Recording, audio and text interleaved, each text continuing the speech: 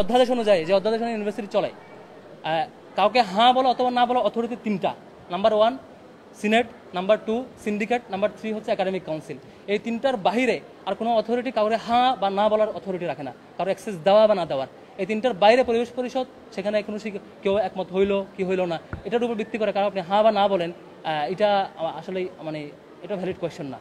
বরং ইউনিভার্সিটিকে কোয়েশ্চেন করবে যে আপনাদের অথরিটি থেকে এরকম কোনো ডিসিশন হয়েছে কিনা। দেখবেন এই তিনটা অথরিটি এ ধরনের কোনো সিদ্ধান্ত তো দূরের কথা, এই ধরনের আলাপই কখনো হয় নাই। আর ছাত্র শিবির যেখানে নিয়মতান্ত্রিক রাজনীতির সাথে সম্পৃক্ত এবং নিয়মতান্ত্রিক রাজনীতি করে, সেখানে এই প্রশ্ন কখনো আসবে না আর কি। জি,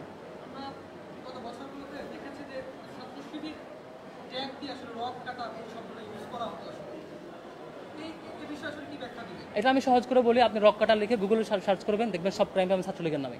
আপনি যা সার্চ করবেন শিবিরের নামে কোনো ডকুমেন্ট কোনো কিছু পাবেন না, কোথাও পাবেন না।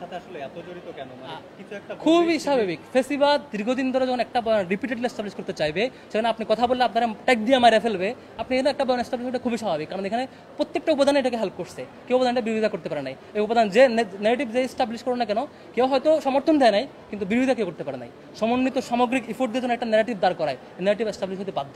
এখন এটা ন্যারেটিভ রাইট অর রং, এটা সিদ্ধান্ত দিবেন আপনারা, আপনার সাংবাদিকরা যারা আছেন তারা যাচাই করবেন, অ্যানালাইসিস করবেন যেটা সত্য কিনা, এটা আপনার দায়িত্ব। এই যে একটু আগে বলেছি যে ছাত্র রাজনীতি ফরম্যাটে থাকবে, ইউনিভার্সিটি কোনো ব্যাপারে সিদ্ধান্ত দেওয়ার অথরিটি ছাত্র রাজনীতি থাকবে না, এটা ডিফাইন করবে ইউনিভার্সিটি প্রশাসন। তারপর ছাত্র রাজনীতি একটা পরিবর্তিত রূপ, সুন্দর একটা রূপ আসবে। আপনাদেরকেই কেন এত নিষিদ্ধ, আপনাদেরকে বিশ্বের কাছে নিষিদ্ধ সংগঠন জঙ্গি হিসেবে পরিচয় কেন করিয়ে আপনারাই? দেখেন, খুবই সহজ উত্তর হচ্ছে 2009-8 সালের নির্বাচন পরবর্তী যখন আওয়ামী লীগ ক্ষমতা আসে, তারা এখানে তাদের ফেসিবাদ কায়েমের কিছু ব্যারিয়ার মনে করেছে। আপনি দেখবেন যে প্রথমে হচ্ছে সেনা হত্যাকাণ্ড বিডিআর বিদ্রোহের নামে, এটা প্রথম ব্যারিয়ার হচ্ছে সেনাবাহিনী, নির্দেশপ্রেমী সেনাবাহিনী এদের ব্যারিয়ার হতে পারে, এদেরকে প্রথমে হত্যা করেছে। আর সেকেন্ড, আমি যেটা বিশ্বাস করি যে সেকেন্ড ফেসিবাদ কায়েমের সবচাইতে শক্তিশালী বাধা মনে করেছে ছাত্র শিবিরকে। এই জন্য প্রথম থেকে ছাত্র শিবিরের উপর অ্যাটাক করেছে। দেশব্যাপী এমন কোনো লেয়ার নাই যে লেয়ারে ছাত্র শিবিরের অ্যাটাক হয় নাই। আপনি দেখবেন যে খুবই তৃণমূল পর্যায়ে আমি অসংখ্য ভাইকে দেখেছি যে সে নামাজ পড়ছে, ওখান থেকে ধরে নিয়ে বলছে যে অস্ত্রসহ গ্রেফতার গিয়ে করছে। মানে একটা ছাত্র সংগঠনের কেন্দ্রীয় সভাপতিকে বিনা অভিযোগে বিনা অপরাধে 56 দিন টানা রিমান্ডে রেখেছে, কেউ কিছু বলতে পারে নাই। এই সিনারিও আপনারা দেখেছেন ইতিপূর্বে।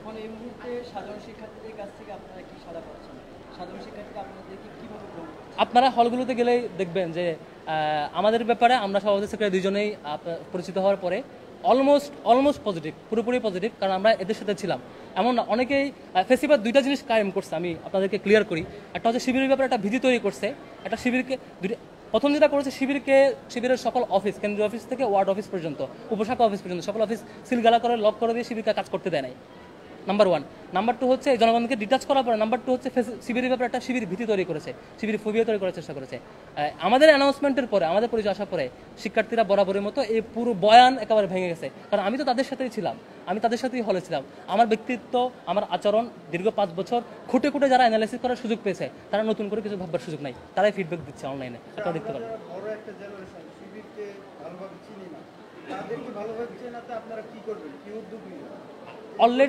অলরেডি যে আমাদের আত্মপ্রকাশটাই, আমাদের ব্যাপারে যে প্রকাশিত হওয়াটাই একটা বড় উদ্যোগ।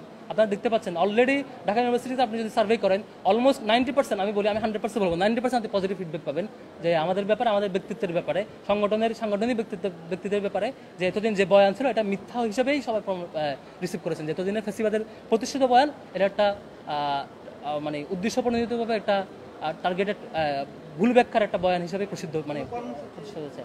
আমরা অ্যানাউন্স করবো ইনশাল্লাহ।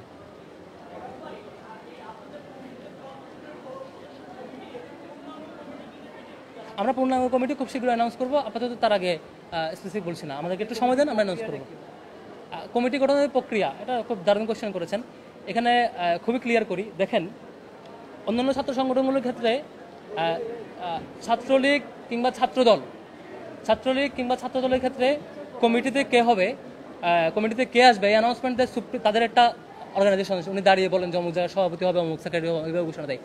ছাত্র শিবিরের কমিটি অ্যানাউন্স কিংবা ডিজলভ করার অথরিটি ছাত্র শিবিরের নিজের। ছাত্র শিবিরের অধীনস্থ যে ম্যান পাওয়াররা থাকে, যে জনশক্তিরা থাকে, তারাই ডিসাইড করে তাদের সভাপতি কী হবে, তারাই মতামত দেয়। ব্যক্তিত্ব বিবেচনায়, তাদের ক্যাপাসিটি বিবেচনায় তারাই মতামত দিয়ে ডিফাইন করে যে আমাদের অমুককে আমরা সভাপতি হিসেবে চাই।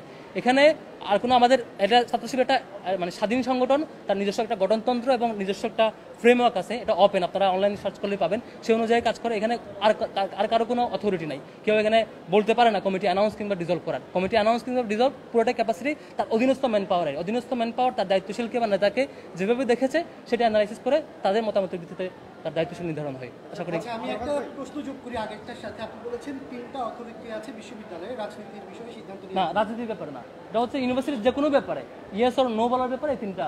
আমরা তো যেহেতু রাজনীতি প্রশ্নটা করেছি ছাত্র শিবিরের রাজনীতি নিয়ে, ছাত্র দলের সভাপতি যিনি তিনি স্পষ্ট করে বলেছেন যে ছাত্র শিবির আসলে রাজনীতি করবে কিনা এটা আমরা বিশ্ববিদ্যালয়ে যারা অন্যান্য রাজনৈতিক দলগুলো আছে, ছাত্র সংগঠনগুলো আছে, তারা মিলে বসে একটা সিদ্ধান্ত নিতে হবে।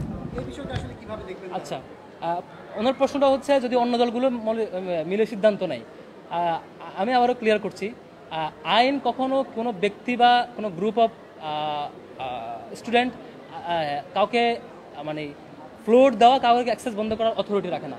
এটা অথরিটি একমাত্র প্রশাসনেরই, এটার আইনি অধিকারপ্রাপ্ত ব্যক্তিবর্গ করায়। আর এর বাইরে যেগুলো আইনি প্রচেষ্টা, এগুলো এই যে মব জাস্টিসকে যেমন আপনারা বিরোধিতা করেছেন না, এটার মূল্য এখানে বাকি কেউ এখানে হ্যাঁ না বলার অথরিটি রাখে না। এটা নিঃসন্দেহে তারাও একমত পোষণ করবে। আর দ্বিতীয় হচ্ছে ছাত্রদেরকে গ্রহণ করবে কিনা এটা শিক্ষার্থীরা বলবে। আপনার শিক্ষার্থীদের রেসপন্স চাইতে পারেন, শিক্ষার্থীরা ছাত্রদেরকে গ্রহণ করবে কি করবে না, নাকি বয়কট করবে, এটা তার সিদ্ধান্ত নেবেন। অবাক এবং চমৎকারভাবে গ্রহণ করছেন দুইটাই। এই আন্দোলনের সময় দেখেছি নারী শিক্ষার্থীদের জি ভাই, কোথায় আন্দোলনে? এটাই তো বলেছি, আন্দোলনটা কোনো দলের ছিল না। আন্দোলনটা সকল মতের, সকল দলের, তার মত, দল, বর্ণ, ধর্ম পরিচয় ভুলে গিয়ে তাদের আন্দোলন। এখানে একক কোনো কারো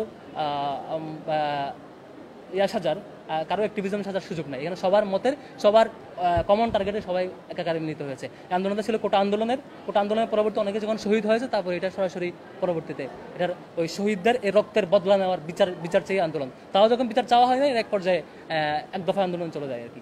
ভাই আমরা অনলাইনে একটা জিনিস পেয়েছি, ভাই যখন নির্যাতিত হয়েছে তখন কোনো ছাত্র সংগঠন কথা বলে নাই, প্রতিবাদ করে নাই, কিন্তু এখন তারা প্রকাশ্যে রাজনীতি করতে যাচ্ছে, অনেক সংগঠন কথা বলছে, এটাকে কিভাবে দেখেন? কোনো সংগঠন কথা বলে না একেবারে এরকম বলবো না। কখনো সুবোধ সম্পন্ন অনেক যাদের সুযোগ হয়েছে, তারা শিবিরের শিবিরের উপর টর্চারের ব্যাপারে বারবার কথা বলার চেষ্টা করেছেন, কথা বলেছেন, অনেকে বলেন নাই।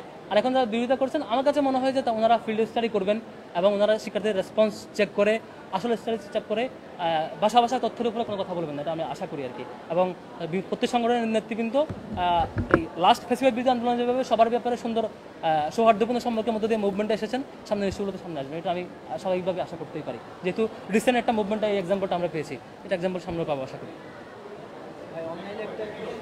আপনার বিষয় আছে? ওকে, থ্যাংক ইউ ভাই। বলো